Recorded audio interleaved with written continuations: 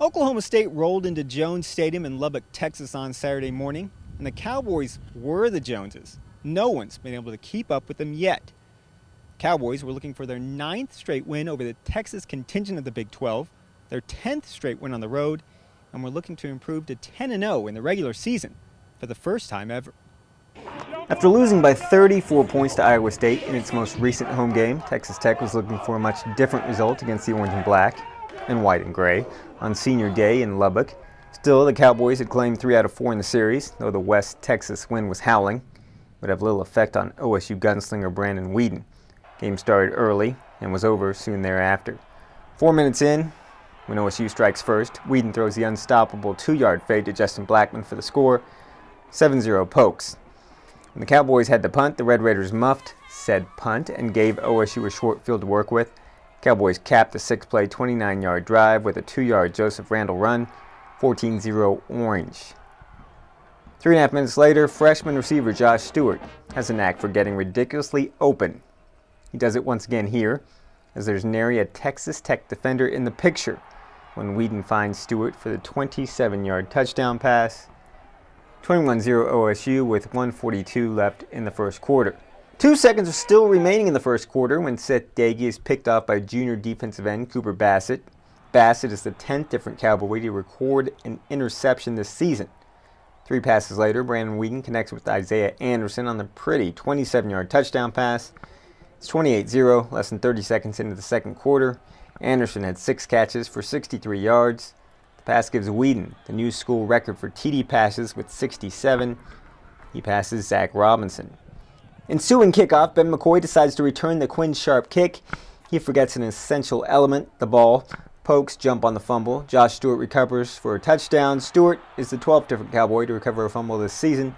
35-0 OSU. Still over 14:30 left in the second quarter.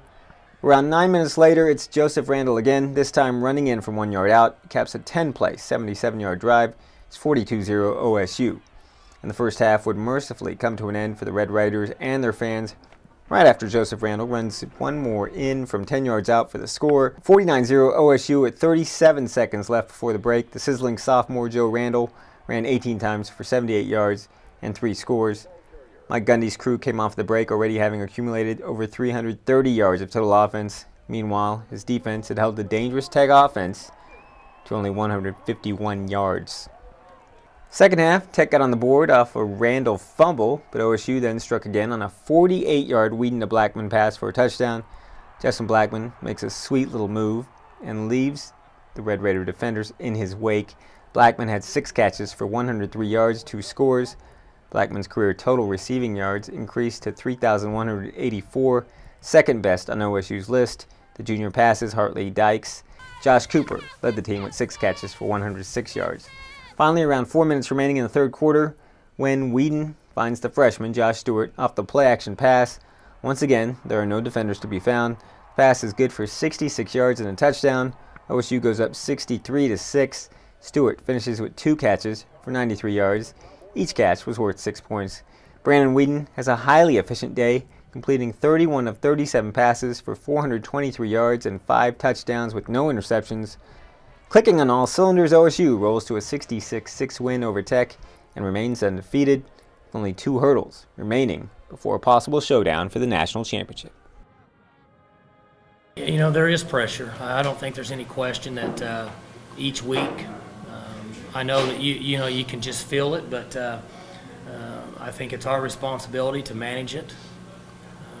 And I joked a little bit about it last week and even kind of mentioned it to the team. I'd much rather have this pressure than sitting around and, having a tough season and trying to find a way to win enough games to keep your head above water. So I think they understand. They're responsible for, what they do Sunday through Thursday, and then they got to go play hard on Saturdays, which would be Friday next week, and keep things rolling. We don't really listen to what goes on the outside. Everybody's going to have their opinion. They're going to have what they think as far as where we're at as a team. But really and truly, the guys in the locker room, they don't buy into it. We're far enough along here. We've got something special going on, and guys are really just focusing on what we got, and getting better each week. And I think the win last week, Kansas State kind of proves that point.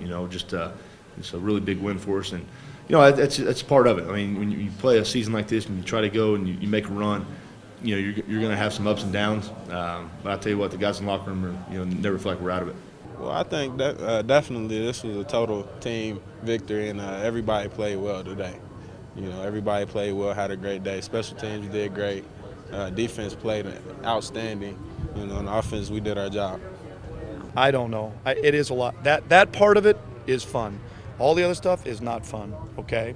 But that part of it is fun, that you don't have to – there's not one thing you cannot do from throwing the football standpoint. There's not one thing you cannot say, we can't do that. He can't do that.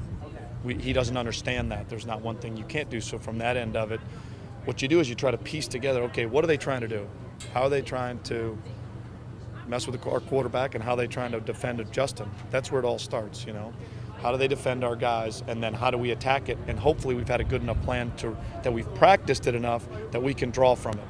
And that's what we've been able to do, for the most part. Well, we were hoping to have a solid day, but we knew going in that they were capable of doing a lot of things offensively. They beat Oklahoma. I mean, if you can do that in Norman, wow, you've done something. And, the stars were aligned, the ball bounced the right way. We were fortunate in a lot of plays and end up getting out of here with the win. Every game we want to go out there and we want to hold our opponents to 0 yards, 0 points, but that's not going to happen every game. So we're going to take the win from last week, even though we didn't look our best, and thankfully today we came out and we really put on a good show, and we'll take that on in the next week. Prior to last season, it had been 66 years since Oklahoma State had gotten a win here in Lubbock. Saturday afternoon, it was 66 points that the unstoppable Orange Machine put up on the hapless Red Raiders. Next up, Oklahoma State will try to extend its road winning streak to 11 games as the Cowboys head to Ames, Iowa to take on the Cyclones for a 7 o'clock kick on Friday night. Reporting from Jones Stadium in Lubbock, Texas, Damon Fontenot, News OK Sports.